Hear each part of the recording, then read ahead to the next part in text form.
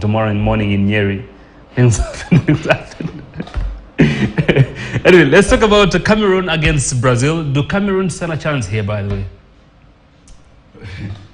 It has been hard so far to predict the results or the outcomes of matches in this given World Cup. And I think if Cameroon is to go by how other teams, the so carrying the tag of underdog, have been doing in this World Cup, I think they should be getting motivated by what Japan has done, what Morocco did to Belgium, and also take their A game into this particular match. They have kind of players who can really do the same thing. They have players who can carry the ball. They have players who can reason enough, run and think, as Lugarusic used to say when he was coaching here in Kenya.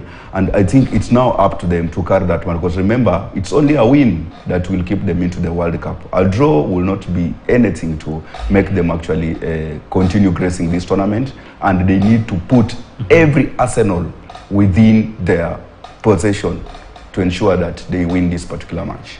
Ishitemi, this is a team which is disillusioned, I can say, if that's the right time to use, because Onana is no longer with them, probably has left for home because of the issues that are happening within the team. What do you make of this? They depend on this man here. For you to flourish in sports, you must be disciplined. Without discipline, you can't go anywhere. And if the coach and the FA find it that indeed Onana was not disciplined, then there's no need for him to wear the national team colors. Let him go back to AC Milan, to Serie A, continue these club duties. But now the Cameroonian, of course, are their underdogs. We have already seen what the underdogs have been doing this tournament, and they were beaten 4-1 by Brazil, I think, in 2014 World Cup.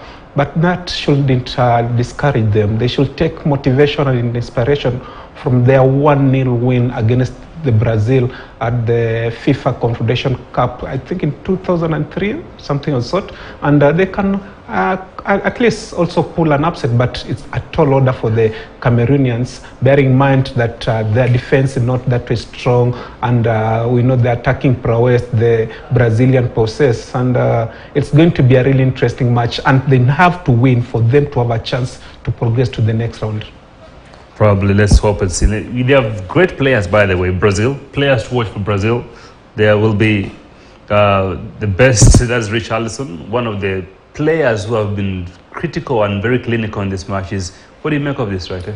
Yeah, now, of course, they possess quality players across the world. They have a strong bench power as well. But like you have witnessed in the previous matches, pitting other giants, I think the coach will also maybe try to rest his best players so that they can have that energy to play in the round of 16. And he can give those who have not had enough playing minutes in the tournament at least a chance to showcase their quality, and maybe Cameroon should take advantage of that. But as you know, both the bench power and those in the starting 11 are equally strong. So the coach has a plethora of options, and it's going to really to be an interesting match for all parties to see.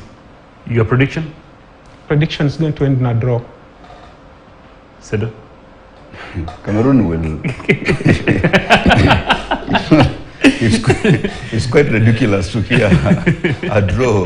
I think this Africanism in him is really giving him an upper hand to think that Cameroon can go ahead and win. Maybe it's a world of soccer and miracles happen, but Brazil will still win. Brazil will still win. Now let's take a look at one of the historical matches in Ghana versus Uruguay. 2010, the miraculous Luis Suarez. Yes, he says by the he owes no apology to anybody. He doesn't believe that he owes anybody an apology, and I think he's right. He doesn't. He did what any player can do in his position. Yeah, it's, you know, in the world of football, there's fair play, and whatever that actually really transgressed at a particular time, it was into the fore of soccer association, and I think what Suarez did was equally punished. He got a red card. He was sent off the pitch. Ghana were awarded penalty. It's up to them actually who squandered that particular chance to score. There's nothing actually to apologize about it. They won fairly. They won basing on the rules of soccer.